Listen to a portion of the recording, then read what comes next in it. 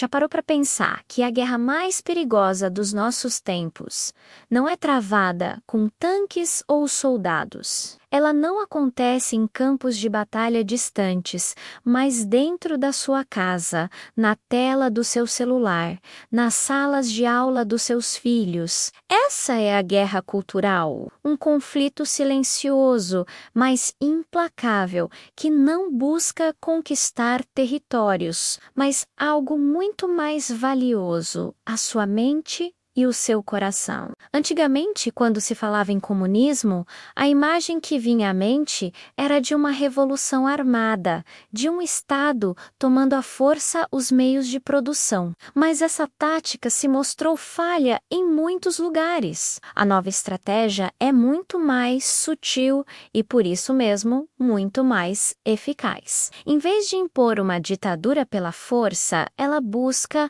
dominar a cultura. A ideia é simples.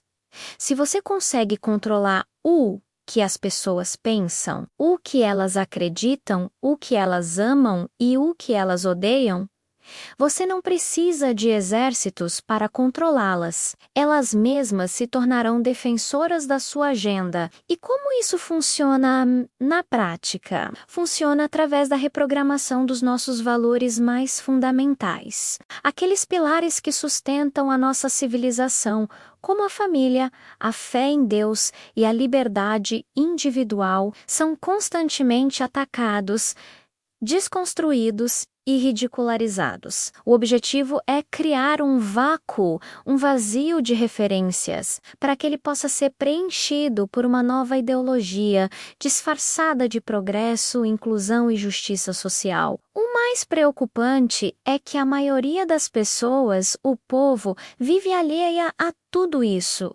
Cansados da rotina, da luta diária pelo pão, muitos de nós ligamos a televisão e vemos apenas entretenimento. Abrimos um livro e acreditamos que ele contém apenas conhecimento neutro. Ouvimos um formador de opinião e presumimos que ele está falando a verdade. Não percebemos que, gota a gota, estamos sendo moldados. Nossas crenças sobre o certo e o errado, o bem e o mal, o moral e o imoral, tudo está sendo sutilmente redefinido. O comunismo cultural não chega com um decreto, ele chega com uma sedução. Ele não te obriga, ele te convence, redefine as palavras.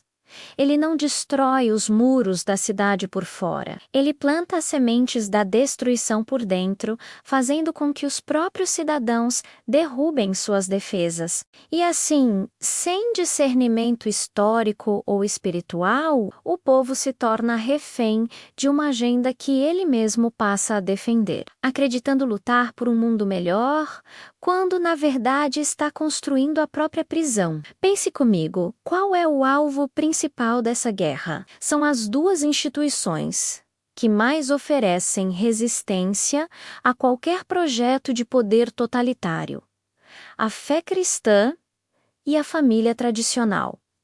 Por quê? Porque a família é o primeiro núcleo de amor, autoridade e formação de caráter, onde aprendemos sobre responsabilidade e hierarquia. E a fé nos conecta a uma verdade transcendente, a um Deus que está acima de qualquer estado ou ideologia. A fé nos ensina que nossos direitos não vêm do governo, mas de Deus, e que nossa lealdade final é a Ele. Por isso, a guerra cultural se esforça tanto para ridicularizar a fé, para apresentar a Bíblia como um livro ultrapassado e para enfraquecer a estrutura familiar. O que antes era sagrado, hoje é motivo de piada. O que era considerado imoral, agora é celebrado como um ato de coragem e autoexpressão. O que era um pilar moral, hoje é visto como opressão. Acontece uma inversão completa de valores. E o mais assustador é que muitos aplaudem essa inversão sem perceber o abismo para o qual estamos caminhando. Sob uma perspectiva teológica, não há dúvida de que essa guerra é, em sua essência, espiritual não é uma mera disputa política entre direita e esquerda. É a luta eterna entre a verdade e a mentira, entre a luz e as trevas. O apóstolo Paulo, há 2000 anos, já nos alertava sobre isso. Ele disse em 2 Coríntios capítulo 10, porque as armas da nossa milícia não são carnais, e sim poderosas em Deus, para destruir fortalezas. E que fortalezas são essas? São as ideologias ou os argumentos, os sistemas de pensamento arrogantes que se levantam contra o conhecimento de Deus.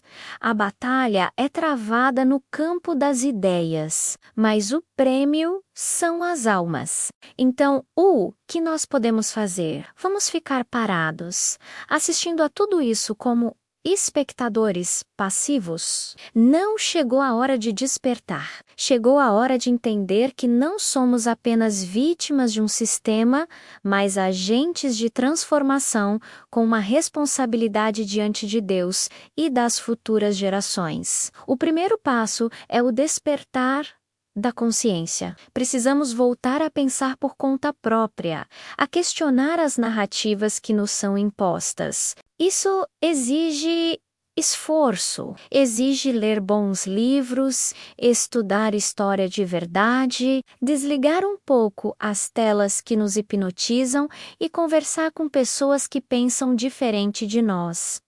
Precisamos buscar a sabedoria que vem do alto. Em segundo lugar, é fundamental que os pais retomem com firmeza o seu papel de principais educadores dos filhos. A escola pode ensinar matemática e português, mas os valores, a fé e o caráter devem ser forjados em casa. Não podemos terceirizar a formação da alma dos nossos filhos para um sistema que muitas vezes trabalha ativamente contra os nossos princípios. Converse com seus filhos, saiba o que eles estão aprendendo, ensine a eles a verdade com amor e paciência. As igrejas também têm um papel crucial. A igreja não pode se tornar apenas um clube social ou um centro de entretenimento gospel. Ela precisa ser a voz profética que denuncia o erro e anuncia a verdade, sem medo. Precisa ser o sal da terra e a luz do mundo, expondo as obras das trevas e oferecendo a esperança que só existe em Cristo. Precisamos de pastores e líderes corajosos que não se curvam ao politicamente correto e que alimentam o rebanho com a sã doutrina. E por fim, cada um de nós, individualmente, precisamos deixar de ser massa de manobra. A guerra cultural não será vencida com gritos, com ódio ou com a mesma arrogância dos nossos adversários. Ela será vencida com consciência, com sabedoria, com firmeza espiritual e, acima de tudo, com o amor. Um amor que não é conivente com o erro, mas que busca a restauração da verdade. Quem entende a seriedade do que está em jogo não pode se calar. Quem enxerga a manipulação não pode se curvar. E quem conhece a verdade, com V maiúsculo, jamais será escravo da mentira. O futuro da nossa nação, da nossa liberdade e da nossa identidade está sendo decidido agora. Neste exato momento, no campo de batalha da cultura, se não entendermos essa luta, seremos governados por aqueles que a venceram. Por isso, a hora de discernir, resistir e agir com fé é agora. A verdadeira libertação começa quando a nossa mente é renovada pela verdade de Deus. Obrigado por ter assistido até aqui. Se este vídeo fez sentido para você, compartilhe com alguém que precisa ouvir essa mensagem. Deixe seu comentário, sua opinião é muito importante. E claro, se inscreva no canal e ative as notificações para não perder nossos próximos conteúdos. Vamos juntos nessa jornada de despertar. Um grande abraço e fiquem com Deus.